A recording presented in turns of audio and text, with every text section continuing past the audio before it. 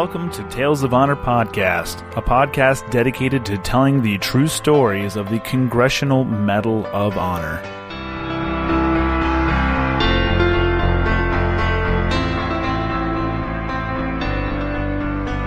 Hey everyone, welcome back to Tales of Honor Podcast. I'm your host, Christoph Ambrosch. And before we get started on episode 5, where we will hear about James H Doolittle, I want to tell you guys about the Congressional Medal of Honor Society.org, or CMOHS.org. Go on over there. They got some nice stuff over there. They have a lot more information than I gave on episode 1, along with some media as far as photos, videos, more information, and the full archive of every recipient of the Congressional Medal of Honor. Go on over there. It's a good thing. You'll be doing a good thing by going over the visit. If you want to donate, you can donate directly to them. Another way you can help out and donate to the Congressional Medal of Honor Society is by visiting thebeardeddetailer.com. Do that.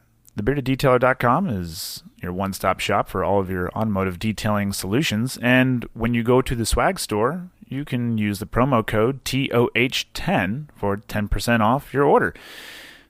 All those orders that use that promo code, well, 75% of the profits are going to be donated directly to the Congressional Medal of Honor Society.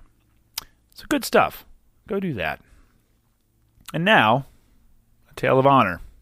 James H Doolittle was born December 14th, 1896 in Alameda, California.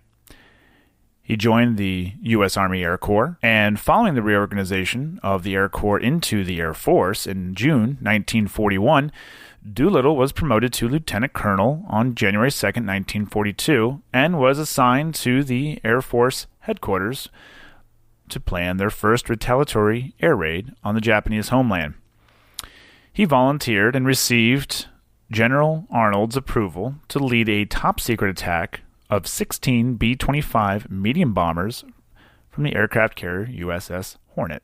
After training at Eglin Field and Wagner Field in northwest Florida, Doolittle, his aircraft, and flight crews proceeded to McClellan Field, California, for aircraft modifications at the Sacramento Air Depot, followed by a short final flight to Naval Air Station Alameda, California, for embarkation aboard the aircraft carrier USS Hornet. On April 18th, the bombers took off from the Hornet, reached Japan, and bombed their targets. 15 of the planes then headed for their recovery airfield in China, while one crew chose to land in Russia due to their bombers' unusually high fuel consumption. As did most of the crewmen who participated in the mission, Doolittle's crew bailed out of safely over China when their bomber ran out of fuel. By then, they had been flying for about 12 hours, and it was nighttime, the weather was stormy, and Doolittle was unable to locate their landing field. Doolittle came down in a rice paddy, saving a previously injured ankle from breaking. Near Chichao, he and his crew linked up after the bailout and were helped through Japanese lines by Chinese guerrillas and American missionary John Birch. Other air crews were not so fortunate. Although most eventually reached safety with the help of friendly Chinese, 7 crew members lost their lives. 4 as a result of being captured by the Japanese, and 3 due to aircraft crash or while parachuting.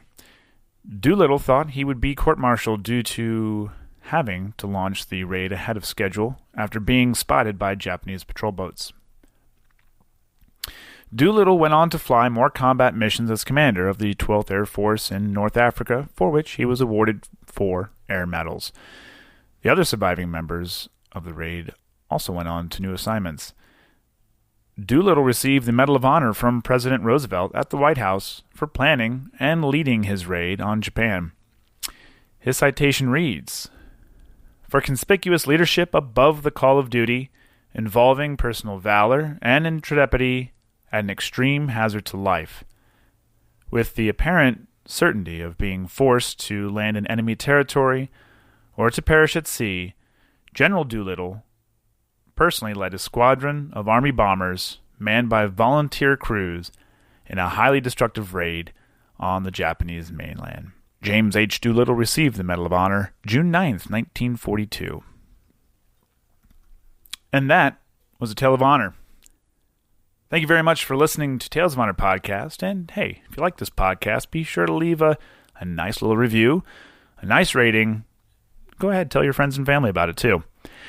You can see more information on Facebook, Instagram, and at thebeardeddetailer.com/TOH podcast.